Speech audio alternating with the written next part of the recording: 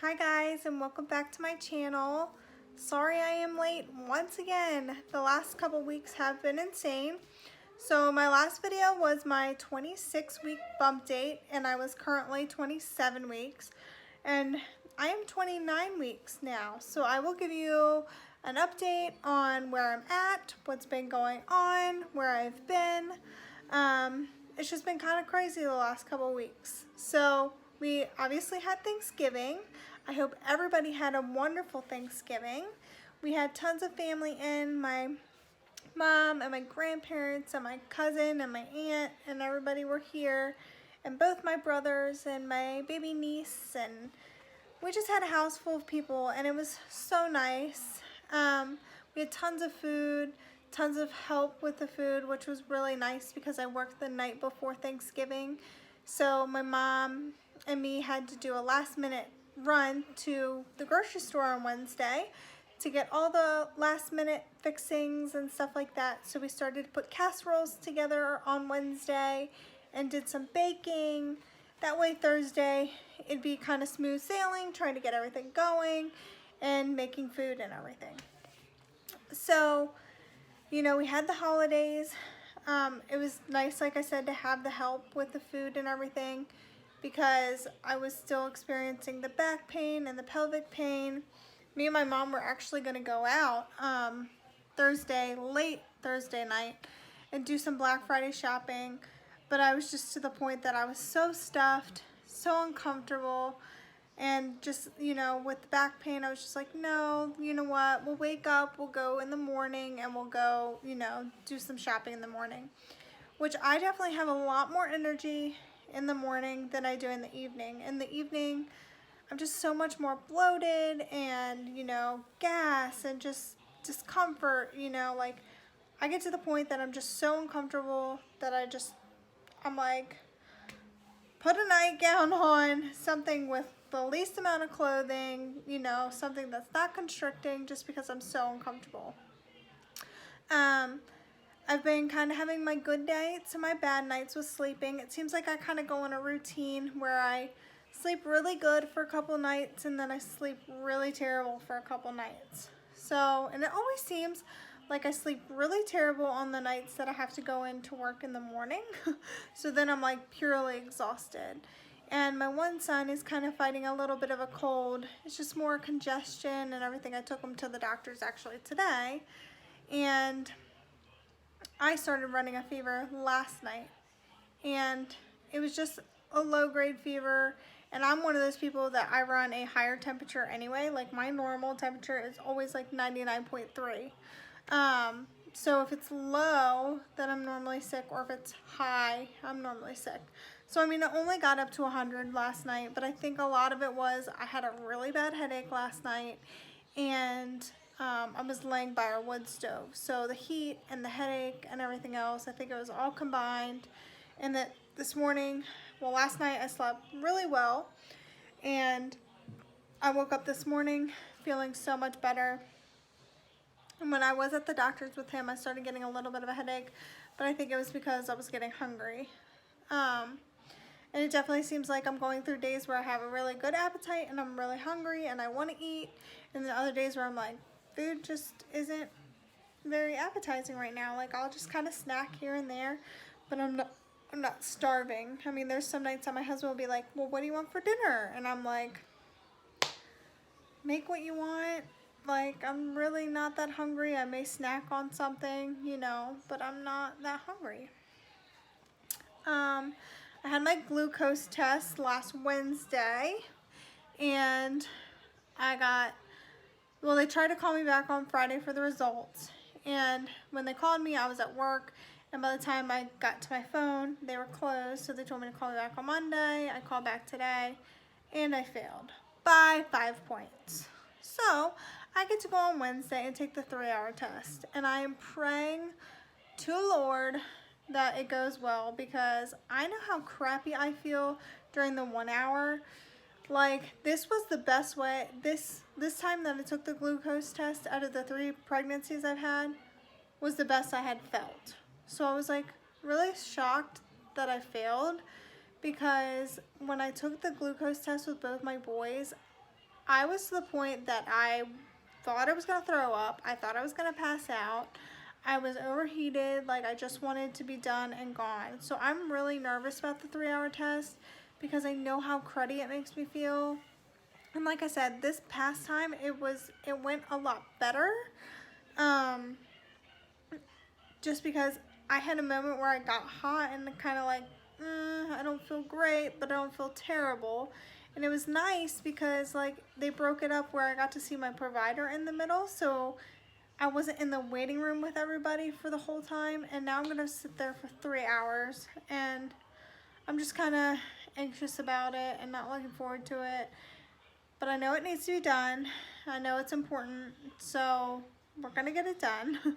So I'll have to be there at 8:30 in the morning on Wednesday and then be done at 11:30. So I don't really have a problem with the blood drawn. Like, I've gotten a lot better with IVs over the years, especially having 2 kids already, going through this pregnancy.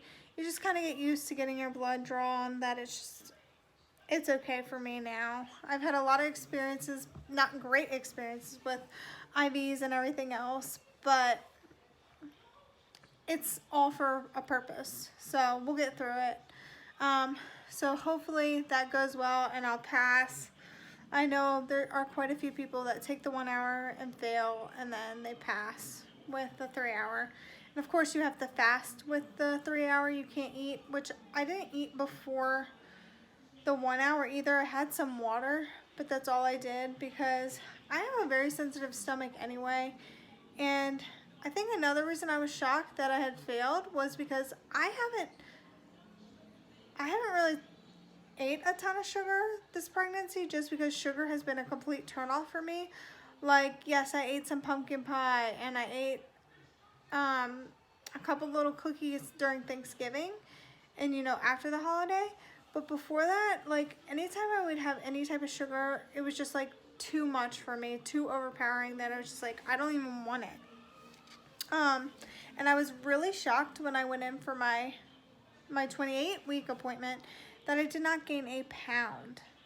And that's when I gained the most weight with my second pregnancy, was during the holidays, because obviously all the sweets, all the food, everything going on. So when I found out I did not gain a pound, I was like, holy crap. So of course I'll go in Wednesday. My next appointment is the following Wednesday, since we go every 2 weeks now, which is insane to me that I'm already at that 2-week, you know, going to my appointments every 2 weeks. It's like the end is near. Holy Toledo. She's going to be here soon, and it's just insane to me that we're almost done this pregnancy, and I'm very thankful to be able to carry this child and, you know, to experience it one last time.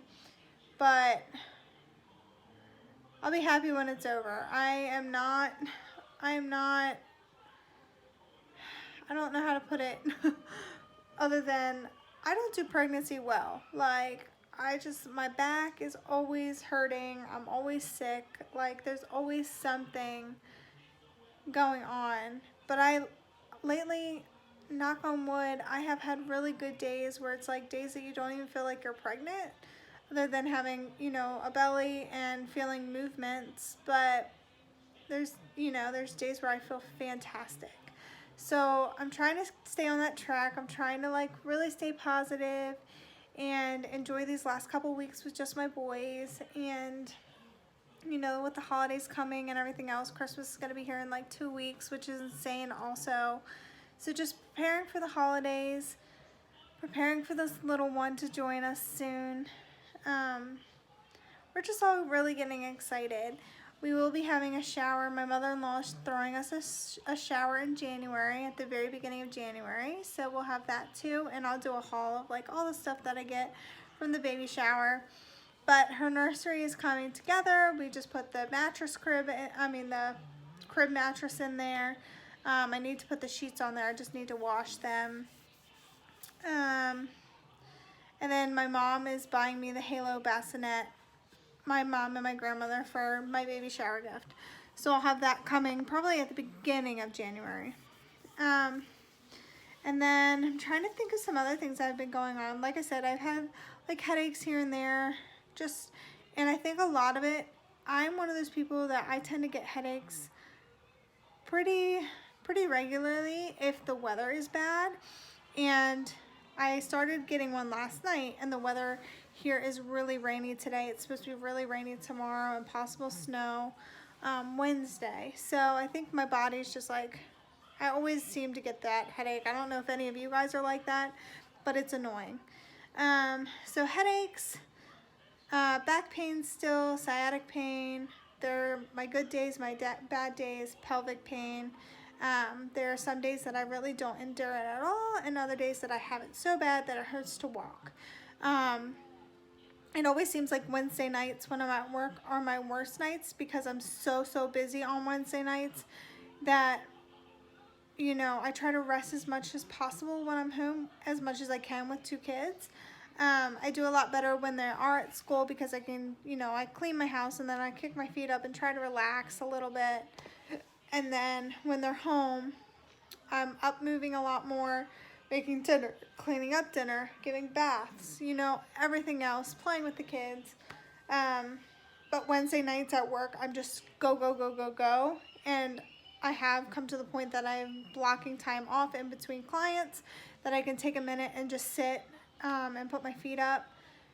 But sometimes that even makes it more difficult because then once I do get up, I'm like, holy moly, now I really can't move because my body wants to just sit. So that's the hardest part, is typically Wednesday nights, and then when I wake up on Thursday mornings, I'm still like in that discomfort, you know, pain, everything else. What are some other things?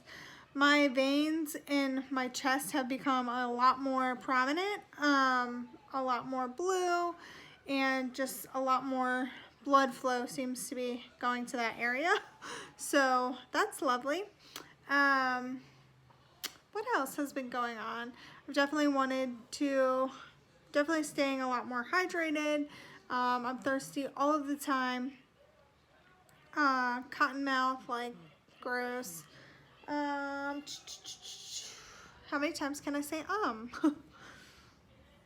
don't think there's anything else really that's been going on. I have been having the cramping a little bit, the lower cramping, and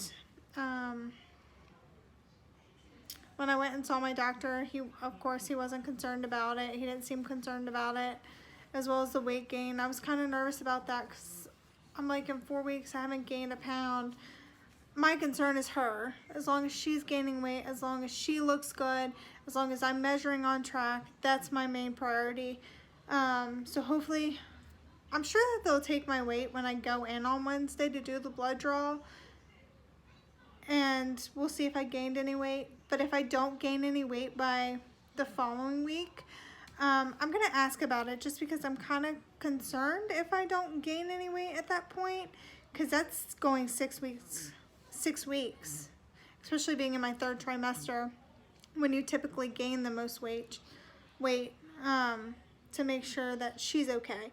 I know that they're gonna do another ultrasound in a couple weeks also, just to check her growth, make sure everything's going well, and that will most likely be the last ultrasound I get, unless she were to be breech or something that they need to recheck, or fluid or anything, you know, you never know. There are times that they want to recheck just to make sure everything's going properly. But other than that, that's all that's been going on the last 2 weeks. I apologize for being so behind. It's just been crazy 2 weeks, but I am going to get back on track and do it on the right time next week.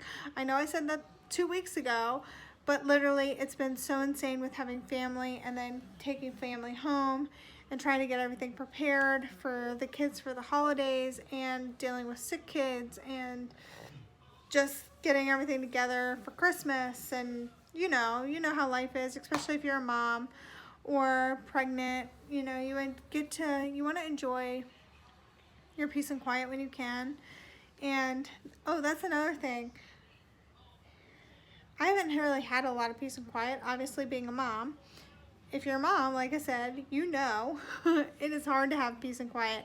So like my peace and quiet to me is like, okay, let me go get a shower really quick. Let me take a bath tonight. Like, but I was going somewhere with this and now I forget where I was going with it. Oh, another thing that I've been experiencing, this is what I was going to say, is my patience level is very low. And I try to be as patient as I can, and I have moments for myself where I put myself down because I know I could have done better as a mom. I know I could have done better as a wife. I know I could have done better for myself, that I work myself up and I get upset very easily and emotional, or like I said, my straw is very thin at this point. So I feel bad if my kids do something and it's not the greatest thing that they've done, but it's not the worst thing that they've done. There are times where I kind of go off the limit and I shouldn't, and I reflect back and I think I could have done better. I could have done better as a parent, and I realize that, and of course the first thing I have to do is apologize to my kids because I don't want them to think it's okay. And not saying like I go crazy or, you know, I just get upset very easily and I yell, and then I'm like, why? Why did I do that? Why? And I know it's because I'm exhausted. I know it's because, you know, I'm not getting as much sleep. I know it's because my body's tired. I know it's because of the hormones, but it doesn't make it okay. And it weighs on my heart as a mom. And, you know, my kids, of course, they always tell me that they love me.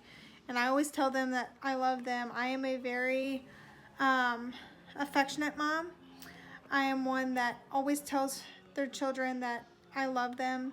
I'm constantly giving them hugs and kisses, and they're probably annoyed with me, but I just think it's so important for your kids to know how much you care about them, because they're only this age for a certain amount of time and then it's gone, and there's going to be a day where they don't want you hugging them, they don't want you kissing them, they don't want any of that. So when I do get upset, I think about that and I'm like, I only have so much time. I only have so much time with them at this age, and my heart hurts when I act out, and I realize it right away, and you know, of course I just go and I apologize. So that's another thing with my pregnancy, especially the closer I get to the end. My hormones are definitely insane and raging, and so that's another thing. But other than that, that's about it. I'm going to show you my belly this week because I forgot to show it the last 2 weeks ago. So this is actually my 29th week belly. Try to.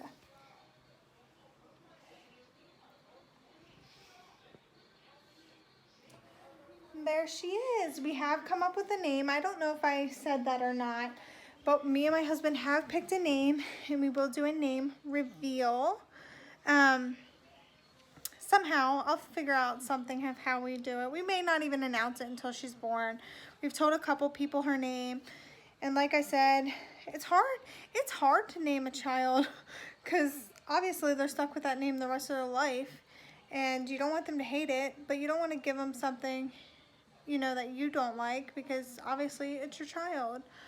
But it's hard to name a child also because people have so many opinions. Name your child what you want to name your child.